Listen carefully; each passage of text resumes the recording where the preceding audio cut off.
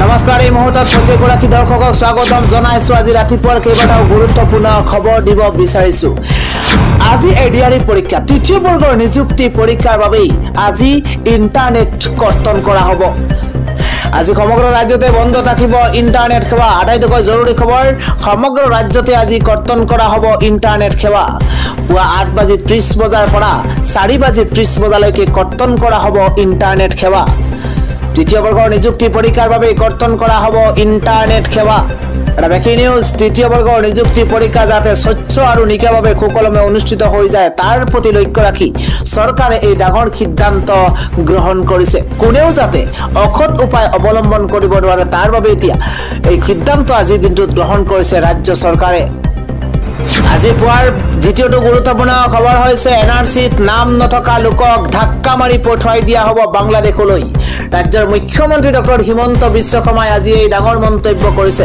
মুখ্যমন্ত্ৰী গৰাকীয়ে কয় যে অবৈধ বাংলাদেশীক ধাক্কা মাৰি খেদি পঠুৱা হ'ব বাংলাদেশলৈ অবৈধ বাংলাদেশীক ধাক্কা মাৰি পঠুৱা হ'ব বাংলাদেশলৈ অসমৰ পাছত ঝাৰখণ্ডতো এনআৰসিক লৈ খৰব হৈ পৰিছে মুখ্যমন্ত্ৰী হিমন্ত বিশ্ব শৰ্মা এনআৰসিত নাম নথকা মানুহক খেদি পঠুৱা হ'ব বুলি মন্তব্য মুখ্যমন্ত্ৰী গৰাকী সংবাদ মাধ্যমৰ আগত এই ডাঙৰ মন্তব্য মুখ্যমন্ত্ৰী হিমন্ত বিশ্ব শৰ্মাৰ পৰৱৰ্তী খবৰ দুৰ্নীতিৰ বিৰুদ্ধে শূন্য সহনশীল চৰকাৰ বৰগড়তে দুৰ্নীতি আৰম্ভ হৈছে এটা ব্ৰেকিং নিউজ ডাঙৰ খবৰ জনোৱাৰ চেষ্টা কৰিছো দুৰ্নীতিৰ বিৰুদ্ধে শূন্য সহনশীল চৰকাৰৰ বৰগড়তে আৰম্ভ হৈছে দুৰ্নীতি ভুৱা ৱৰ্ক অৰ্ডাৰৰ জৰিয়তে শ কোটিৰ কেলেংকাৰী আৰম্ভ হৈছে হিমন্ত বিশ্ব শৰ্মাৰ দুই মন্ত্ৰীৰ বিৰুদ্ধে ভয়ংকৰ অভিযোগ উত্থাপন হৈছে মন্ত্ৰী যোগেন মোহন লগতে সঞ্জয় কিষাণৰ বিৰুদ্ধে ব্যৱস্থা গ্ৰহণৰ দাবী আপৰ ৰাজ্যিক সভাপতি মনোজ ধানোৱাৰ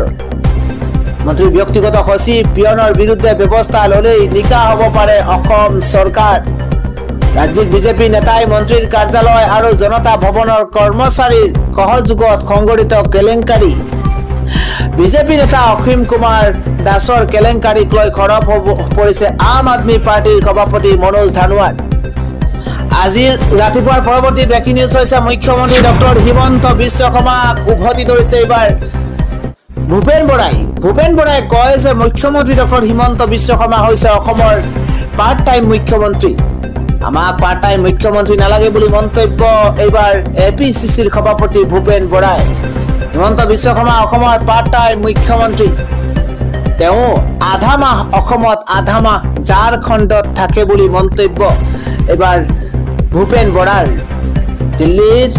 দিল্লীৰ অসম ভৱনটো এতিয়া ঝাৰখণ্ড হাউচ হ'ল দিল্লীৰ অসম ভৱনটো এতিয়া ঝাৰখণ্ড হাউচ হৈ পৰিছে প্ৰতিমাহে দুবাৰ তিনিবাৰ ধাৰ লৈ আছে এইখন চৰকাৰে আৰু তাৰ পৰা পোৱা কমিছনৰ পইচা ঝাৰখণ্ডৰ নিৰ্বাচনত খৰচ কৰিছে হিমন্ত বিশ্ব শৰ্মা নেতৃত্বাধীন চৰকাৰখনে চৰকাৰৰ চম্ভালিব পৰা এজন ব্যক্তিক দায়িত্ব দি দিয়ক হিমন্ত বিশ্ব শৰ্মাই মন্তব্য কৰিছে কংগ্ৰেছৰ সভাপতি ভূপেন বৰাই আজিৰ পৰৱৰ্তী ব্ৰেকিং নিউজ হৈছে আটাইতকৈ দুৰ্নীতিগ্ৰস্ত নেতাসকলক নিজ দলত সামিল কৰাইছে এখন বিজেপি চৰকাৰে মন্তব্য কৰিছে দিল্লীৰ প্ৰাক্তন মুখ্যমন্ত্ৰী অৰবিন্দ কেজৰিৱালে এটা ব্ৰেকিং নিউজ ৰাজনৈতিক পলিটিকেল ব্ৰেকিং নিউজ জনোৱাৰ চেষ্টা কৰিছো মোদী আৰু অমিত শাহে দুৰ্নীতিগ্ৰস্ত বুলি কোৱা নেতাক দলত সামিল কৰাইছে বিজেপিয়ে মুকলিকৈয়া তালিকা দাঙি ধৰিছে অৰবিন্দ কেজৰিৱালে আন এটা গুৰুত্বপূৰ্ণ খবৰ হৈছে হাৰিয়ানাত পৰাস্ত হ'ব বিজেপি চৰকাৰ গঠন কৰিব কংগ্ৰেছে এটা ব্ৰেকিং নিউজ ডাঙৰ খবৰ জনোৱাৰ চেষ্টা কৰিছো হাৰিয়ানাত কংগ্ৰেছৰ সন্মুখত মুখ দেখেছে খাব বিজেপি কুফৰাই চৰকাৰ গঠন কৰিব কংগ্ৰেছে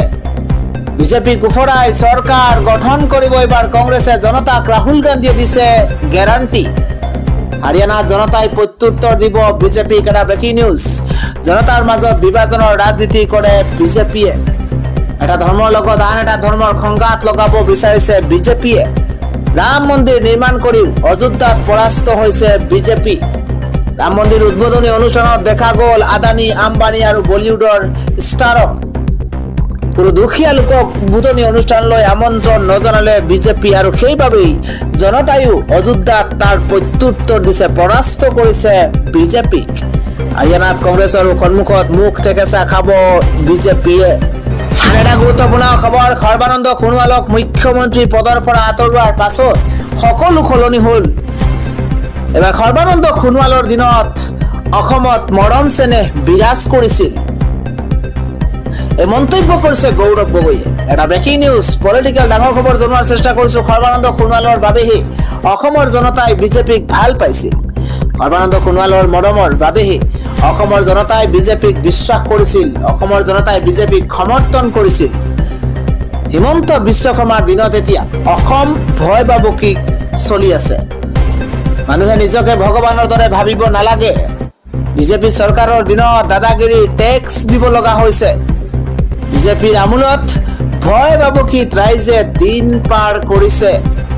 ক্ষমতা কোনো চকীত নাথাকে, ক্ষমতা থাকে জনতাৰ হাতত। এতিয়া ৰাহুল গান্ধীৰ বাবে জনতাই লাহে লাহে বিজেপিলৈ থকা ভয়টো এতিয়া কমি গৈছে। হিমন্ত বিশ্ব শৰ্মাৰ বিৰুদ্ধে এইদৰে গৰজি উঠিছে কংগ্ৰেছৰ সাংসদ গৌৰৱ গগৈ।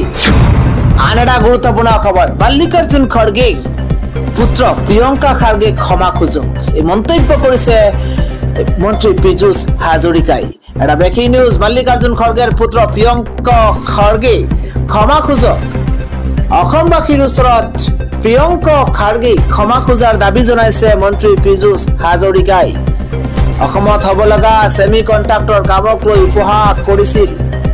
প্ৰিয়ংকা খাৰ্গেক মন্তব্যক লৈ সৰব হৈ পৰিছে মন্ত্ৰী পীযুষ হাজৰিকা। আন এটা গুৰুত্বপূৰ্ণ খবৰ, সীমান্তৰে অসমত প্ৰৱেশৰ চেষ্টা চলাইছে বাংলাদেশৰ 17 জন লোকে। অসম আৰক্ষীক ধন্যবাদ জনাইছে, কিয়নো 17 গৰাকী বাংলাদেশীক ইতিমধ্যে আটক কৰা হৈছে। এটা ডাঙৰ খবৰ, শনিবাৰে পুৱা অসম আৰক্ষীয়ে কৰিমগঞ্জৰ ভাৰত বাংলাদেশ সীমান্তৰে অসমত প্ৰৱেশ কৰিব খোজা 8টি শিশুসহ মুঠ 17 জন বাংলাদেশী নাগৰিকক উভতাই পঠিয়াবলৈ সক্ষম হৈছে। অসম আৰক্ষীয়ে সীমান্তৰ পৰা উভতাই পঠোৱা বাংলাদেশী প্ৰাপ্তবয়স্ক কেইবাগৰাকী লোক আৰু এই তথ্য প্ৰকাশ কৰি অসমৰ মুখ্যমন্ত্ৰী ডক্টৰ হিমন্ত বিশ্ব শৰ্মাই অসম আৰক্ষীকো ধন্যবাদ জ্ঞাপন কৰিছে। উল্লেখযোগ্য যে বাংলাদেশৰ ৰাজনৈতিক অস্থিৰতাৰ পিছত বৃহৎ পৰিসৰৰ অনুপ্ৰৱেশৰ আশংকা প্ৰকাশ কৰিছিল হিমন্ত বিশ্ব শৰ্মাই। হিমন্ত বিশ্ব শৰ্মাই কয় যে বাংলাদেশী নাগৰিকে বস্ত্ৰ উদ্যোগৰ কাম কৰিবলৈ দক্ষিণৰ চহৰসমূহলৈ যাবলৈ অসমক ট্ৰেনজিট পথ হিচাপে ব্যৱহাৰ কৰিবলৈ ধৰিছে। বাংলাদেশত সংঘটিত হিংসাত্মক পৰিস্থিতিৰ পিছতে উত্তৰ পূবৰ 1885 কিলোমিটাৰ দৈৰ্ঘ্যৰ ভাৰত বাংলাদেশ সীমান্তত BSF চোৰাংচোৱাগিৰি বৃদ্ধি কৰিছে। অসমৰ আৰক্ষী সঞ্চালক প্ৰধান GP সিঙে কৈছিল যে ৰাজ্যৰ আৰক্ষী বাহিনীয়েও আন্তঃৰাষ্ট্ৰীয় সীমান্তত হাই এলাৰ্ট বজাই ৰাখিছে, যাতে কোনো ব্যক্তিয়ে অবৈধভাৱে ৰাজ্যখনত প্ৰৱেশ কৰিব নোৱাৰে। আন এক গুৰুত্বপূৰ্ণ খবৰ, প্ৰধানমন্ত্ৰী নৰেন্দ্ৰ মোদীয়ে কয় যে এয়া নতুন ভাৰত, ঘৰত প্ৰৱেশ কৰি নিধন কৰিব পাৰো শত্ৰুক। ব্ৰেকিং নিউজ পলিটিকেল ডাঙৰ খবৰ, জম্মু কাশ্মীৰত এখন বিশাল জনসভাত অংশগ্ৰহণ কৰি প্ৰধানমন্ত্ৰী নৰেন্দ্ৰ মোদীয়ে পুনৰবাৰ পাকিস্তানক কঠোৰ সকিয়নি প্ৰদান কৰিছে। এই জনসভাতেই প্ৰধানমন্ত্ৰী নৰেন্দ্ৰ মোদীয়ে এই নিৰ্বাচন জম্মু কাশ্মীৰৰ ভৱিষ্যত বুলি অভিহিত কৰিছে। জম্মু কাশ্মীৰৰ চলি থকা বিধানসভা নিৰ্বাচনৰ তৃতীয় পৰ্যায়ৰ ভোট গ্ৰহণৰ বাবেই প্ৰচাৰ চলাবলৈ কালি জম্মুত উপস্থিত হৈ প্ৰধানমন্ত্ৰী নৰেন্দ্ৰ মোদীয়ে তেওঁৰ এইখনেই অন্তিমখন প্ৰচাৰ সভা বুলি মন্তব্য কৰিছে। জনসভাত সম্বোধন কৰি প্ৰধানমন্ত্ৰী নৰেন্দ্ৰ মোদীয়ে কয় যে মই বিগত এসপ্তাহ জম্মু কাশ্মীৰৰ বিভিন্ন অঞ্চল যোৱাৰ সুযোগ লাভ কৰিছো। মই য'তেই গৈছো তাতেই বিজেপিয়ে অভূতপূৰ্ব সমৰ্থন লাভ কৰিছে। প্ৰধানমন্ত্ৰী নৰেন্দ্ৰ মোদীয়ে জম্মুৰ জনসভাত কয় যে এই ধৰাত দেশৰ সুৰক্ষাৰ বাবে নিজকে বলিদান দিয়া বহু সন্তান দিছে, প্ৰণাম জনাইছো। আজিৰ দিনটো শ্বহীদ বীৰ চৰ্দাৰ জগত সিঙৰ জন্ম বাৰ্ষিকী, তেখেতক শ্ৰদ্ধাৰে সোঁৱৰিছো।